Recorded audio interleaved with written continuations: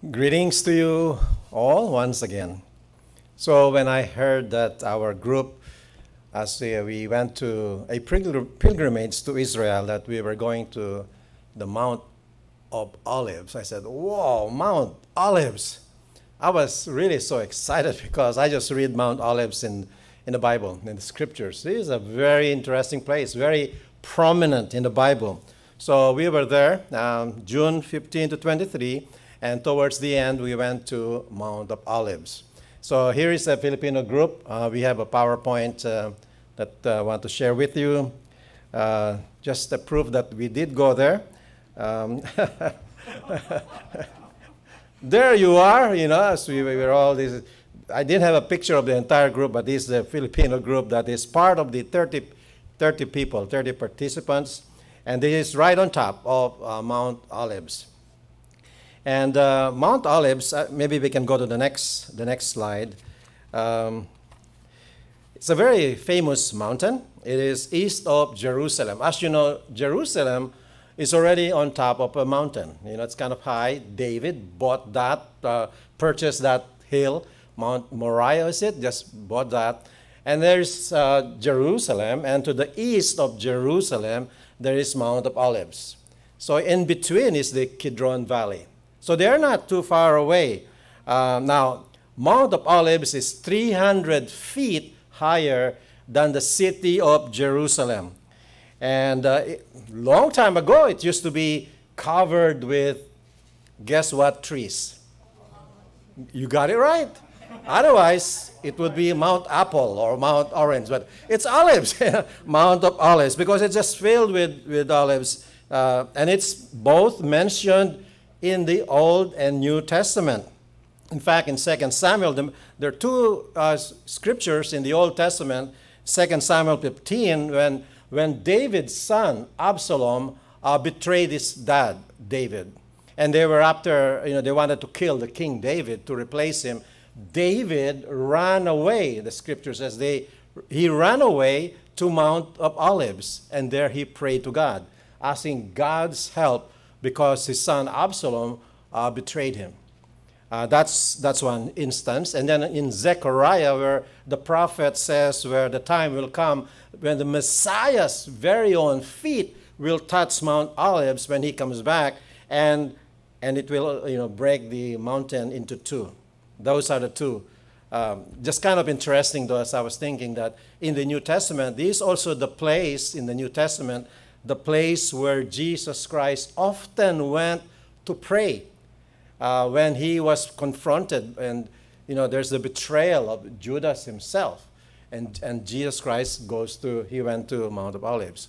I was just thinking this morning how the parallel was with David when he was betrayed by his son Absalom, ran to Mount Olives to pray. And there was Jesus, right, the son of David, ran to Mount of Olives and prayed. And kind of the same way, it's kind of interesting that Absalom, how did Absalom die? He died hanging on a tree.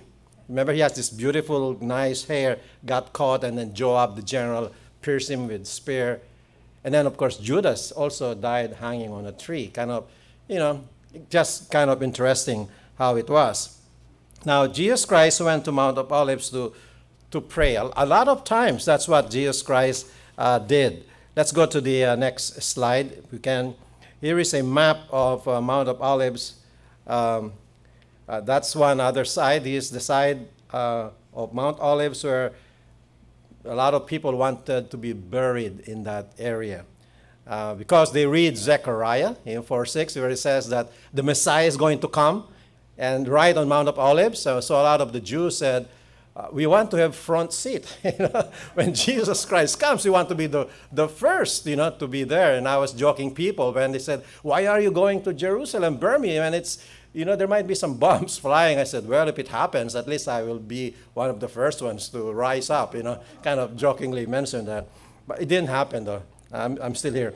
But next slide, if we can go to the next slide. Here is another view. This is on top of Mount Olives. When you're on top of Mount Olives, you look towards the west, and you see how close the city of Jerusalem is. Now, Mount Olives is outside the area of Jerusalem, It's a different area. But when you're on top, you see Jerusalem, and you can see that there is the Temple Mount. Right? That's a place, or they call it the Dome of the Rock. Muslims, they don't want to call it Temple Mount. The Jews do, but the Muslims call it Dome of the Rock. But you are able to see, and so when we were there, I just can imagine Jesus Christ on top of Mount Olives, and the time when he went there and he wept because he foresaw what was going to happen to the city, because Jesus said the city has become a den of thieves. There's a lot of immorality, a lot of sin, a lot of idolatry, and so forth. So Jesus wept for the city. And as we were looking down also from there, I was saying, yeah, certainly the city even today needs Jesus Christ. Let's move on to the next slide. There we have another view. Continuing on. There's this map. Towards the lower right corner is Mount of Olives, and there's an arrow that goes up to the left. And so when you come from Mount Olives, there's a pathway where you go down and then you reach Gethsemane, the Garden of Gethsemane. And next slide, to go on, next slide. You pass by these tombs. By the way, only Jews are allowed to be buried there. If you're not a Jew, you cannot be buried. That's one of the rules. Oskar Schindler, you know him? Oskar Schindler became a hero, but they would not bury him, so he was buried outside, outside of this Mount Olives. He was buried in Israel, but not within, because he's not a Jew, but a hero. Next slide, continuing. So there's the narrow path. From the top of Mount Olives, we walk down. There's a place where it's a little bit steep going down. And you can just imagine that, Jesus Christ walked this path going up and down, even at the start with a donkey, going down, the triumphal entry. That's where he started, actually, coming down. Because we have here Jerusalem, and then we have here we have Mount of Olives. There's Kidron Valley in here. And then on the other side of Mount Olives is Bethany, not too far away. So they're all kind of close together. And that's a very familiar place for Jesus Christ. So that's where we were going down to Gethsemane. Let's move on to the next slide. There is Gethsemane. I mean, that's something I never realized. I didn't realize that the Garden of Gethsemane is actually a part of Mount of Olives. It's the foot of Mount of Olives. Before going there, I had no idea where Gethsemane was, but now I know that it's there. That's why Christ was there often, and he prayed there many occasions. That's what he did. And then next slide, it's a very famous also. This place is very famous. Going to the next slide, because that's the place where Jesus chose to ascend, to go up. You can go and check Luke 24, when Jesus Christ ascended. That's where he was.